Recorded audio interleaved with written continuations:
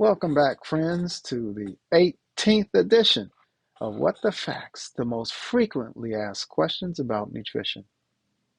Last week I covered COVID-19 and I used a model of the four-legged stool, with one leg being that you've been vaccinated and another leg that you have your mask and distancing, another leg ventilation wherever you are, with outside being a better choice, but not the end all be all if you're with crowds. And that last leg was about food. And so I want to drill down further on that because one of the subscribers sent a message through my website. If you scroll down on my website, www.fearlessmd21.com, at the bottom there's a contact me box or link, and you can send me messages. It goes to my email that connects with this video, which is fearlessmd21@gmail.com. So if there are things you want me to talk about or expound on from previous videos, just send me a message. So this message was inquiring about me elaborating on food choices to support your immune system. Recall, I said you start with a whole food plant-based model. You really want to have that four quadrants of green leafy vegetables, especially those cruciferous vegetables that have those wonderful antioxidants in it called sulforaphane. And these antioxidants tend to not only reduce inflammation and kind of help to clear out free radicals, they assist the liver also in detoxifying various things that find their way into your system through our diet. So there are lots of ways that greens can be good for you, not to mention the iron and the other micronutrients. There's vitamin C, there's folic acid. All these can help also to support your defense against infection. So green leafy vegetables and the rainbow color of other vegetables, carrots and sweet potatoes. And then, as I've mentioned before, the berries, which are highly antioxidant. Can't go wrong with berries and apples with their fiber and vitamin C. There's vitamin C in apples as well as in greens. And then the whole grains, which have their offerings of vitamins and minerals and fiber. And then your beans, split peas, soy, lentils. They all contribute to help make you healthier and robust so that you can handle these insults, these microbes, these viruses that might assault us at some point. But what else? It so happens that consumption of garlic and onions also play a major role in helping your immune defense.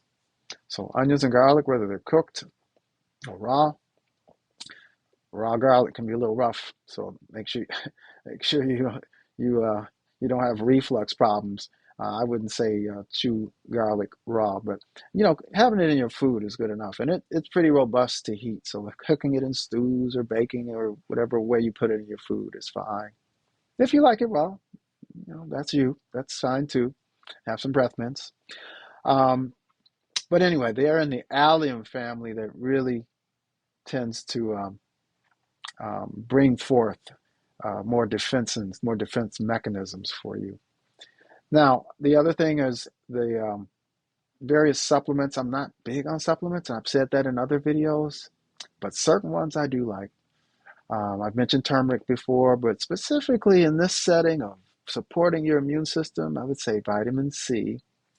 Now, actually, you can get adequate vitamin C from leafy green vegetables and fruits, especially citrus fruit, but other fruit too. So it's not essential to take supplemental vitamin C, but Dr. Michael Greger did a wonderful video on vitamin C, and he established that you really don't need to take more than about 200 milligrams if you're going to take the supplement, because your body kind of junks the rest. And you can look at his video on if you Google or put in search engine and YouTube Dr. Greger and vitamin C, you'll see his latest video. It really goes into detail about vitamin C and some pros and cons in terms of taking high doses. So you can take it. There may be some effect. Linus Pauling got two Nobel Prizes at least one of which I think had to do with his work on vitamin C. The other is vitamin D. Most of us, since we're not hanging out in the sun very long, need vitamin D, and those levels can be checked. And I recommend at least annually, get your vitamin D checked. Otherwise, somewhere between 2,000 and 4,000 international units is what most people are advised to take. And I'll say that I don't want you to consider this being my advice to you. I'm speaking generally. This is not a prescriptive venue. So yes, vitamin C. Um, Most other vitamins you can get from your food.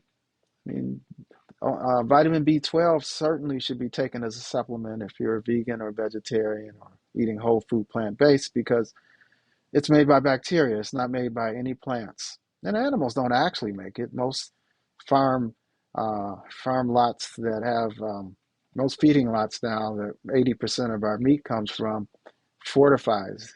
And what I mean by that is they add vitamin B to the B12 to the feed of the animals because they're not eating what they naturally eat. They're eating crops that are made for them to eat that don't have B12, the bacteria sticking to their roots or anything that gives them their B12. Now, that would conclude any supplements. I might have, let me see, I left out ginger. I don't think you can go wrong with ginger, especially fresh ginger, but ground organic ginger is okay too. Um, and I think that would pretty much wrap it up. So, there would be some that would add green tea, but I think green tea, black tea is always a healthy source of antioxidants too.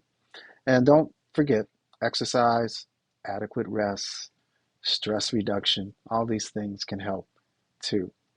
So it's a short one. I hope it was helpful. I've mentioned to you how to contact me. Check out my website, www.fearlessmd21.com. I'll have it linked in the information section of this video, as well as a link to one of the PCRM videos that went over immunology and immune protection. All right, have a good week. See you the next time. Oh, my tip of the week. So bananas. You know how you can make bananas last forever? You freeze them. So when you see those bananas starting to get that polka dot brown and you still got 4 or 5 of them left, that happens to me a lot. What I do is when they're just right at that consistency where if they ripen anymore, I wouldn't want them, I slice those babies up and put them in the freezer. They're so great to just throw in when you're going to make some ice cream, and I love some ice cream. It's creamy and tastes just like ice cream, and the banana flavor is kind of neutralized by it being so cold. So you can use it as a base to make your raspberry ice cream, your strawberry ice cream, your mango ice cream.